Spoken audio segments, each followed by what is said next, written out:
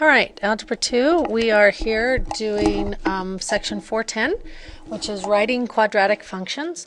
Some of you have already practiced this in class when we did some word problems. And we're going to go through the section in your book and follow along, take really good notes, and we'll talk about it some more in class and have some more practice in class. So we're going to move to the next slide. There we go. All right, so this first example says to write a quadratic function for the parabola shown. It doesn't give you any information about what type of equation it wants to write, so we need to look at what's given. So you can see that we are given a vertex, which is pretty important because we know that we can write vertex form of a quadratic function, and that vertex form is y equals a x minus h quantity squared plus k. So we have the h and the k from our vertex is h comma k. So we can plug those numbers in.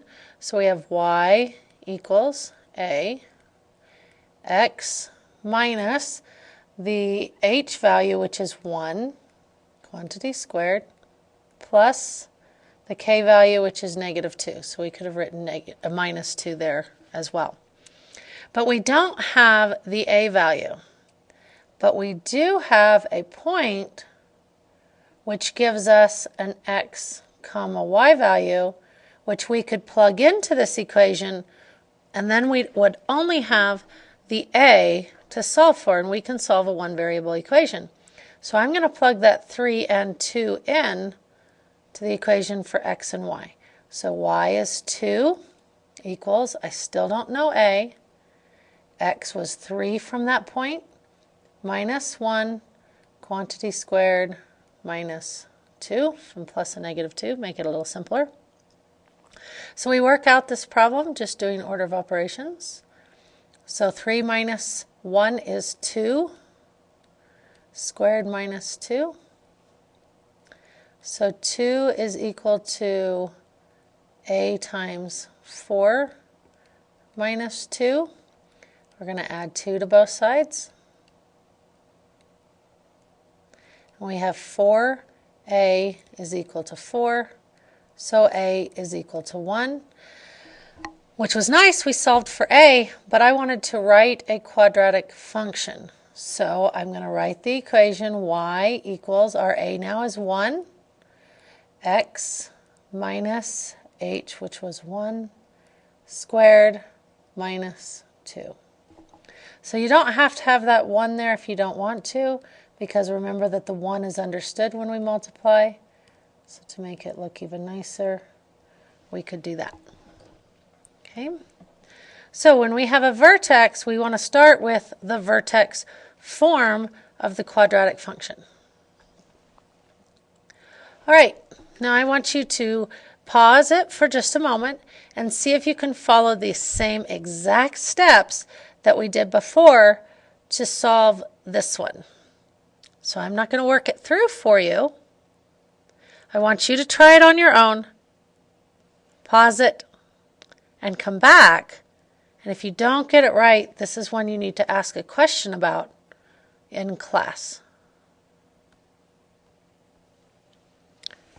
All right, so hopefully you've paused it and you've worked it and you came up with y equals -1/2 parentheses x minus 4 quantity squared plus 1. Again, if you're having trouble with that vertex formula, then definitely come in during ELO or ask questions during class so you can get that figured out. Because now we're going to move on when we're not given the vertex. So this time we don't have the vertex. What we have instead is the intercepts. So right here you can see the intercept is at 4. And right here you can see the intercept is at -1. So if we have intercepts, we can use the intercept form of a quadratic function.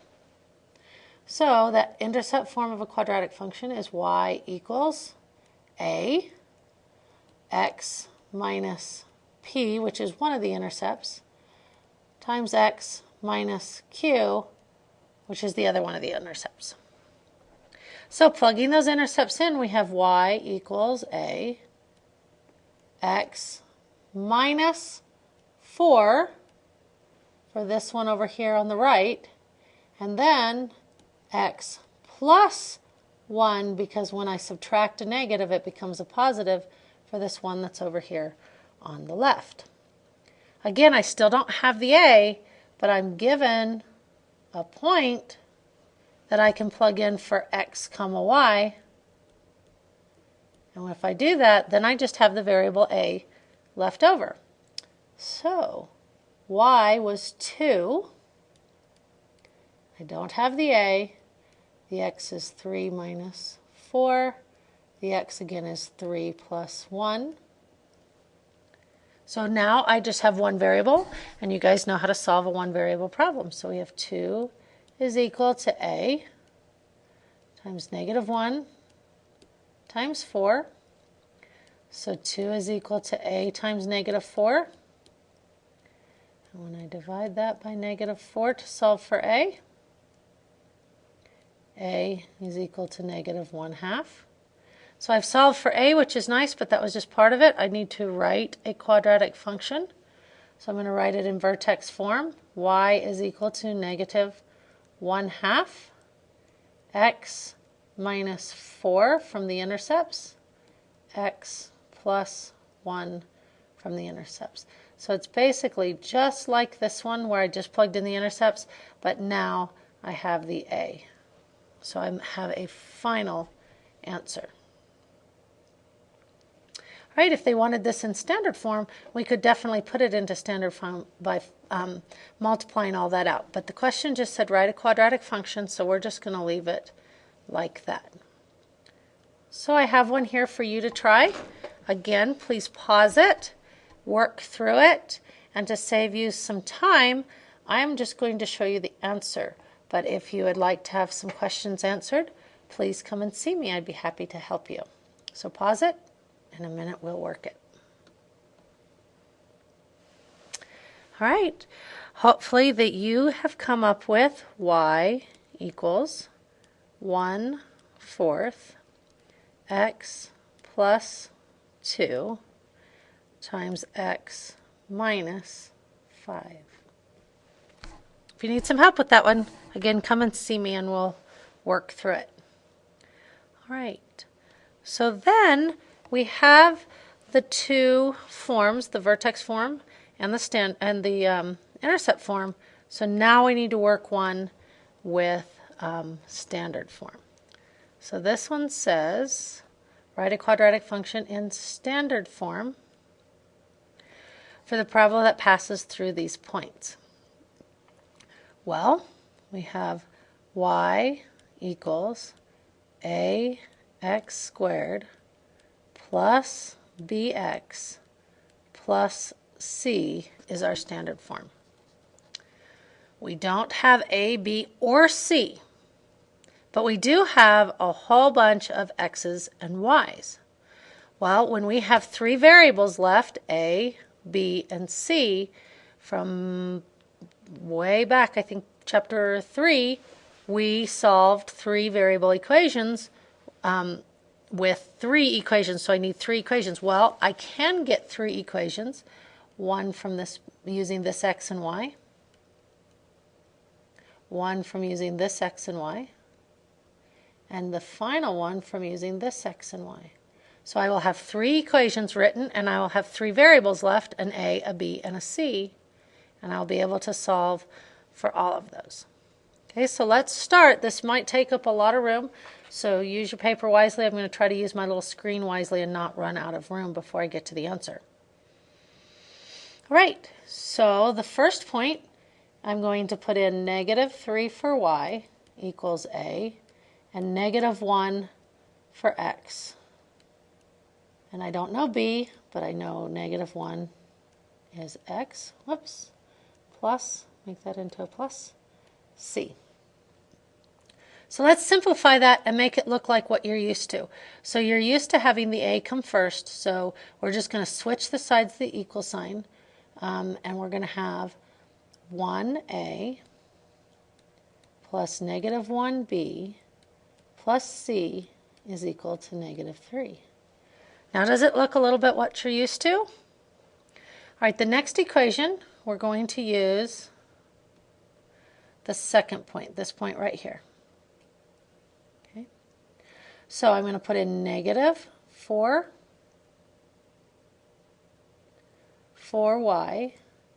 equals a times 0 squared plus b times 0 plus c. So when I multiply those out, I just get c is equal to negative 4. So that's equation number 2. And equation number 3, we'll do in blue. Okay, we're going to use this point here at the end. So we have 6 is my y equals a times 2 is my x squared plus b times 2 is my x again plus c. So all I'm doing is plugging all of these x's and y's into this equation. So let's rearrange this again. So I get 4a plus 2b plus c is equal to 6. So it's hard to see and it's hard to follow, so I'm going to circle equation 1, equation 2, and equation 3. So equation 2 is really nifty because it says c equals negative 4. So I can go ahead and replace it in here and in here. So then I just have two variables. So I'm going to do that. In the red equation now I have 1a, I'm just going to use minus b, minus 4 is equal to negative 3. So I have a minus b is equal to, if I add 4 to both sides, I get 1. All right, now when I plug c equals 4 into the blue equation, I get 4a plus 2b minus 4 is equal to 6. So I end up with 4a plus 2b is equal to 10. Now I have two variables and two equations, one here and one here. And this goes back to Algebra 1. So to get rid of, we can either substitute or eliminate. My preference is to eliminate, so I'm going to take this one and I'm going to multiply it by 2. So when I do that, I have 2a minus 2b equals 2. And I'm going to bring this equation directly over, and I have 4a plus 2b equals 10. So I have 6a equals 12, so a is equal to 2. So a is equal to 2, c is equal to negative 4. Now I just have to figure out what b is. Well, let's just plug this into this one right here, okay, so that I can, because it's a little bit easier, I don't have to cram. So I've got 4 times 2 plus 2b is equal to 10. I'm going to do some of this work in my head. 2b is equal to, this is going to be 8, subtract it to this side is 2, so b equals 1. And now I have a, b, and c. So I'm ready to write my standard form equation, except for I've totally run out of room. So I'm going to write it up here at the top of the screen, okay, using this equation right here. This is my standard form. Y equals, a was 2, x squared plus 1x, because b was 1, minus 4, because c was negative 4. And that is my standard form. All right, are you ready to try? So we're going to go to the next screen, and here's one for you to try. Follow your steps exactly like we did them before, pausing it so that you can see if you get the answer right. Again, we're already at 15 minutes, and so I want to make this shorter for you, less of my talking, so go ahead and pause it for a minute.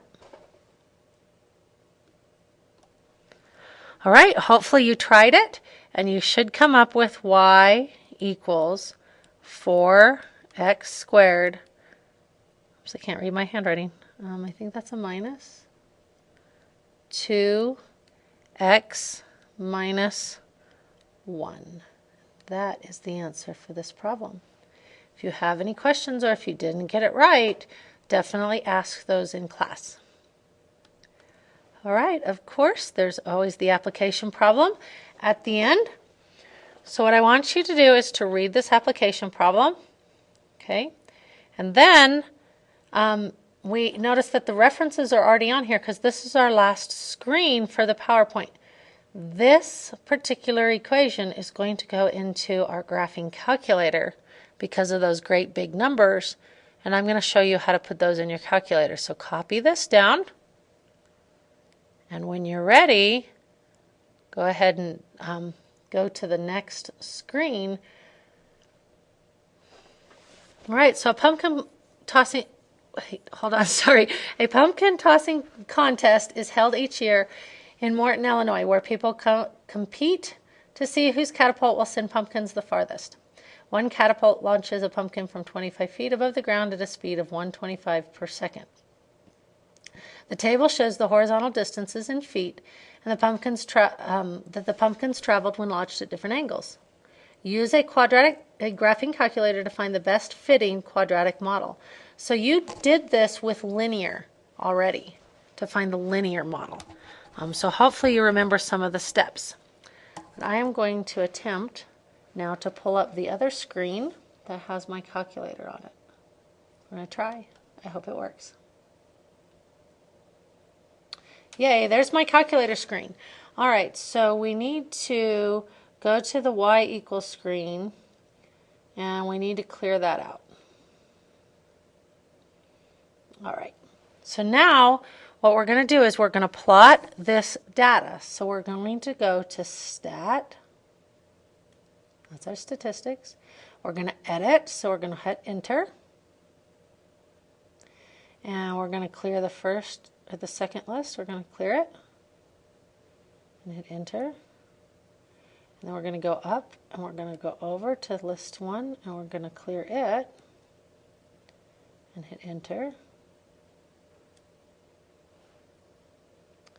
All right, we are going to list the angles as x values. So they're going to go into list 1. So list 1 is going to be 20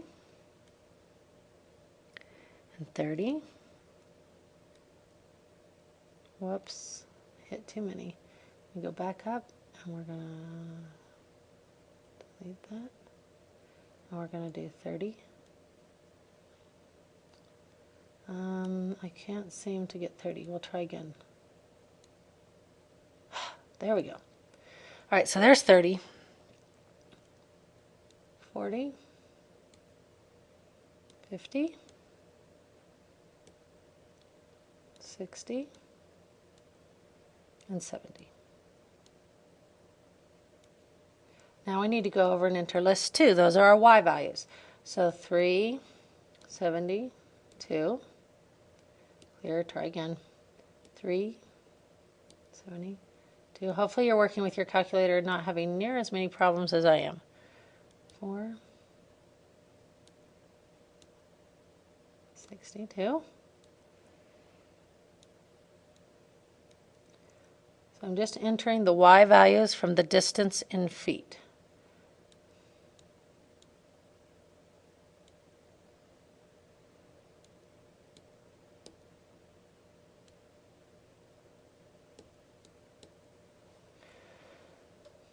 Okay, so now those are listed.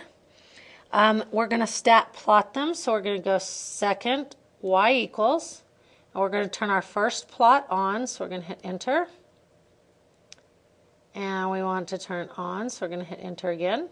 We want the dotted graph. We want the x to be list 1. We want the y to be list 2. You can change your mark to whatever you want to. And we're going to graph it. And it's not going to work because it's off the graph. So we're going to zoom. Where do I want to zoom? Zoom. Stat. I'm going to zoom around my statistics. Whoops. Okay. There it is. All right, so that's a nice parabolic line. You can tell that it is a quadratic equation. So we just want to calculate that best fitting function, or the model of it. Okay, so just like we did with lines, we're going to do statistics, or stat again, but this time we're going to calculate. But instead of doing number 4, that was a linear regression, we are going to do a quadratic regression, which is number 5. So we're going to hit enter. And it says quadratic regression. There was some other stuff on this calculator, and that's okay. We're going to go ahead and enter, because yes, we want it to work it. And there it gives us our quadratic equation. Okay, so you're going to have to substitute a, b, and c into the standard form. And of course you're going to need to round probably to the 10th or to the 100th, depending on what the question asks you to. Okay, but if I was to do this, and I'm not sure it'll work on the screen, but we're going to try. It's not going to work. So hopefully you caught all of that. If you didn't, go ahead and rewind it, because I was finished. I was just going to write the equation out for you, but it doesn't appear that it's going to let me do that. So if you have any questions, feel free to rewind and play again, or ask questions in class. Okay, we will see you in class.